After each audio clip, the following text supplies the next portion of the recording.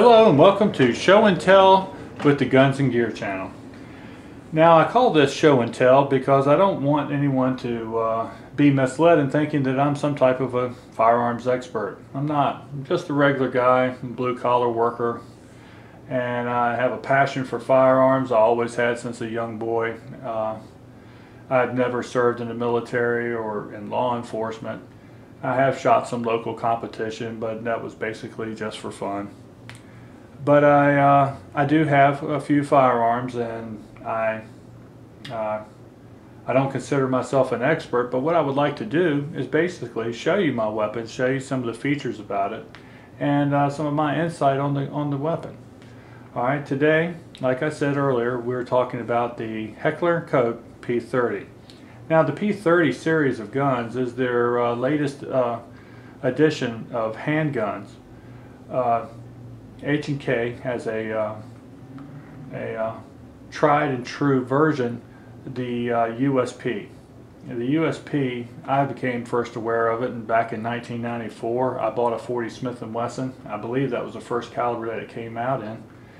And that was truly a great gun. It was a service gun. It was a much larger pistol than this one here is. And later on I bought a USP 45 ACP. And I kept those guns for a long time. I've also had a H&K USP compact in 40 Smith & Wesson. And there has been some other H&Ks that's floated in and out of my gun safe. I think H&K makes an excellent firearm. I'm not going to be beating up other designs, quite frankly. I like a lot of different designs. I like Glocks, I like Springfield XDs, I like SIGs, and of course HKs. Alright, so we're going to take a look at this pistol, and I'll tell you a little bit of stuff about it. I can quickly read over the specs as they were printed on the website. It has an overall length of 6.99 inches. Okay, the barrel length is 3.86 inches.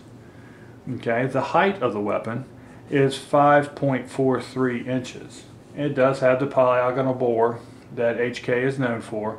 It does have a few different design features, and we'll talk about those in a minute.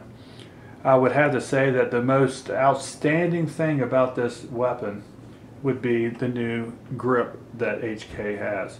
First of all, the texturing on it is excellent. It's not too harsh to start to chafe or hurt your hands after shooting, several hundred rounds in a setting. But it is very tactile. It's very sticky to the hand. It grips well. But that is really not the best feature of this handgun. The best feature of the handgun grip area is the fact that when you get this gun, you get 3 back straps of different widths, and you also get side panels. 3 sets of side panels to create what feels good in your hand. Okay, I have to say, and first of all, this weapon has been safety checked. I have a few weapons on the table and they've all been safety checked. This weapon right here, one of the great things about it is the fact that you can actually tailor this grip to suit what you really like, and that is really something special. That is really something special. Alright, let's talk about the operation of the handgun. This is a double action, single action, and as that is defined, the first time you pull the trigger when the hammer is down is a long, stiff double action pull. After that, the slide manipulates and the hammer is cocked. And the rest of the time that you shoot the firearm will be from a single action, which is much shorter trigger travel, and it's usually lighter. And that is the case with this weapon. Now, if you have HK USP or have any experience with them, it seems like all the ones that I've ever had have had the variant 1. And what that basically means is the safety lever is not only a safety lever but a decocking lever. Now, one of the new things with the HK P30 is that the decocking lever is now on the back of the slide. Okay, here's the button. put it in frame. Here is the button or lever or whatever you would like to call it, but it is the decocker. Okay, so you can put the safety on and lower the hammer in a safe manner. Excellent design. I got to admit that I think this decocker thing is a bummer because maybe because I have larger hands, I don't know. I don't have huge hands, but you know, it's on the back of the slide there, and at first I really didn't like it, and then I still don't. But at any rate, that's because I'm used to being able to decock from the safety here. And some folks don't like safeties on their handguns at all, and well, you know, that's price you pay for a design. Other design features of it is it does have front cocking serrations, and I am lukewarm about that one way or the other. Okay, it's there, it's fine. One of the nice things about this weapon is they finally decided to put the Picatinny style rail on the frame of the handgun. Now, for all of us that have USPs, you know, those USPs have a proprietary rail, and it's something they kind of sort of came out with. And I do have an example of that. Here is my H&K USP Expert in 40 Smith & Wesson. And of course it has the HK Integrated Tactical Light, or what they refer to as UTL.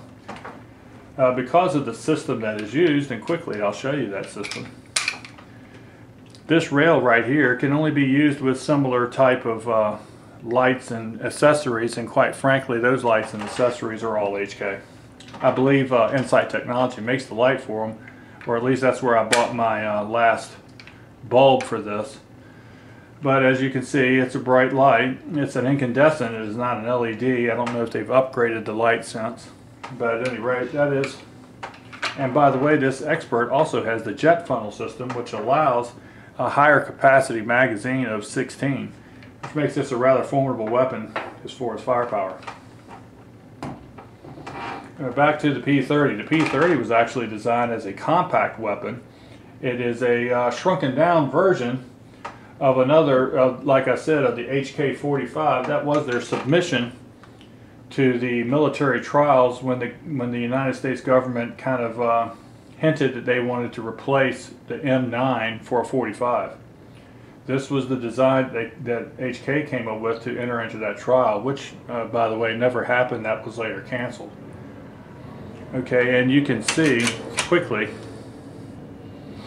that this gun, very similar in looks to this gun.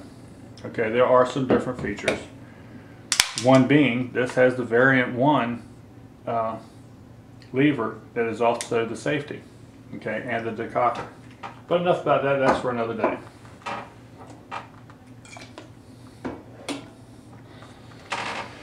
Now this is in 40 Smith & Wesson, and like I was giving you the dimensions, and that may be hard for you to get an idea on the size of the gun. So for comparison, I have a Glock Model 19 here. This is an older Glock. This is the 2-pin model. I've had this for a very, very long time, probably late 80s, maybe 89 or 90, at any rate. And yes, I have an aftermarket barrel. This one happens to be a KKM. And I bought that because reloading kind of dictates that if you use lead bullets that you should, with the polygonal bore with Glock, that you should buy another barrel to do. That's what I've done. I've left it on there. It's pretty accurate barrel. Okay, so here's a size comparison of the two. Okay, and as you can see, their heights are very similar.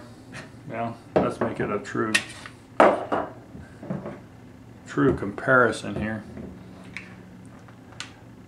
The overall lengths are very comparable. Okay, the heights are very comparable. Okay, not a whole lot of distance. The Glock is a little bit shorter, but this weapon, without a doubt, has the most ergonomic feel because you can tailor, like I said earlier, to your likes and dislikes. Okay, now I'm going to have to end this and start a part 2. Thank you.